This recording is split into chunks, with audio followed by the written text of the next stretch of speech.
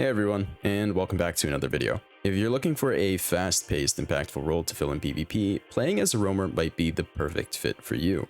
In this guide, I'm going to teach you how to play like a top-tier roamer, so you can execute your enemies and carry your teams to victory. We're going to go over the types of roamers, before diving into some other topics like openers. We're going to cover a lot, but it'll be easier than you think. But before we get started, here's our question of the day.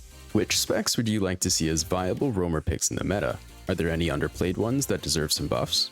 Let me know what you think in the comments. So let's start off by talking about the two different types of roamers and why the distinction is so important. First are the stealth roamers. These are specs that can turn invisible, like a Deadeye, Untamed, or Mesmer. Stealth roamers have an advantage when neutralizing enemy-controlled capture nodes and can catch their opponents off guard more easily. Second are the non-stealth roamers, such as Revenants, Willbenders, and Hollowsmiths. These specs tend to be advantaged in extended fights, and have a greater 1v1 potential. If I had to give you a good starting roamer to play, it would definitely be Daredevil. The playstyle of a Daredevil emphasizes the ideal playstyle of a roamer. You have high mobility, stealth, and damage, so you can constantly maneuver yourself into ideal situations, decapping and outnumbering the enemy team. This spec also has a lot of ways to escape danger, so you'll be able to get away if you're caught out. For a non-stealth roamer, I would recommend playing a Willbender. This spec has some of the highest mobility and damage output in the game, and has access to a high amount of team utility to use in larger fights. If you want to watch my PvP guide to Willbender after this video, the link is in the description. Alright, so after you pick some specs to play, you'll want to head on over to my stream at twitch.tv/blindside_tv to find updated builds. The !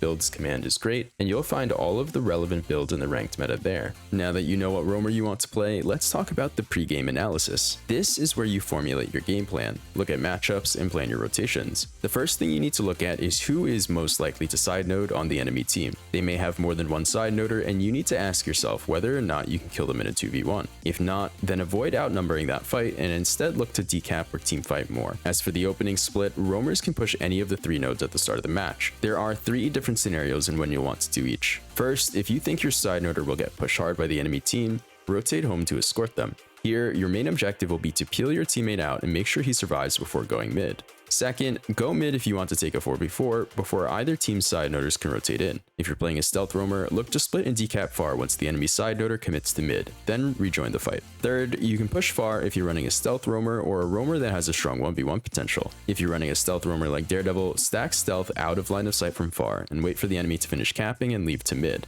Then you can quickly decap before heading mid or full cap if you aren't needed or can't impact the team fight. If you're running a roamer that can 1v1, you can push far if the enemy that is capping is not running a dedicated side noder build. So if the enemy side noder is also a roamer that can 1v1, it's usually fine for you to take the matchup. For mid-game rotations, there are a few things to keep in mind. First, always look for plays that will generate consistent value. Decaps are worth a lot, so try to look for opportunities to get them often without being contested. Each decap you get on an enemy capture node will generally take about 20 to 25 seconds for them to regain control of. An enemy side noder will have to spend 5 to 10 seconds to rotate back to the node and another 15 seconds to cap it. As a high mobility roamer, it should only take you about 3 to 5 seconds to get to the node and 5 seconds to decap.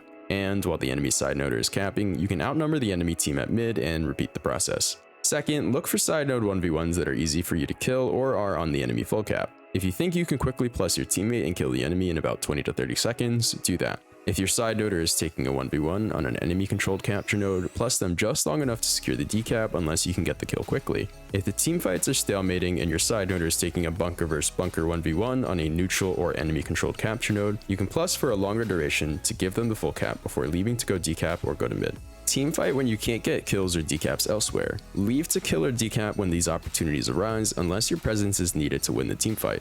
If an enemy roamer splits off from a fight to go and decap, you can match them to prevent it. Only do this if your side noder isn't able to prevent the decap themselves. In this scenario, your main objective is to use your mobility to prevent the decap while your side noder comes to swap with you.